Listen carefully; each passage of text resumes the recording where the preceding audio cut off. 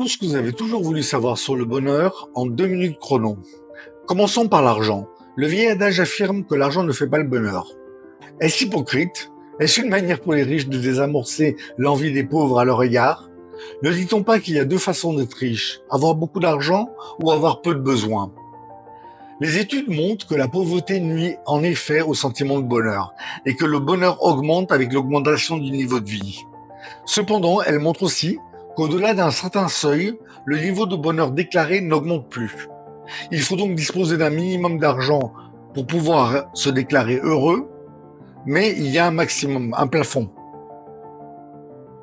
Est-ce que vivre dans une région ensoleillée contribue au bonheur?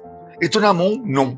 Les pays nordiques connus pour leur climat froid sont ceux qui déclarent le plus haut niveau de bonheur. Est-ce que le niveau d'intelligence a un effet sur le bonheur déclaré? Non, il aurait même parfois des effets négatifs sur ce dernier. Quant à la jeunesse, que l'on penserait être l'âge du bonheur, car la vie est encore pleine de possibilités, elle n'a pas d'impact sur le bonheur. Au contraire, ce sont les plus de 60 ans qui déclarent le niveau le plus élevé de bonheur, c'est-à-dire ceux qui sont sortis du jeu social de la compétition généralisée. Est-ce que la beauté rend heureux? Oui, car elle booste l'estime de soi. Être en couple, cela rend-il heureux? Oui, mais uniquement les 2 premières années. Ensuite, le niveau de bonheur décroît fortement. Les enfants, rendent-ils heureux? Non, le niveau de bonheur baisse à l'arrivée du premier enfant.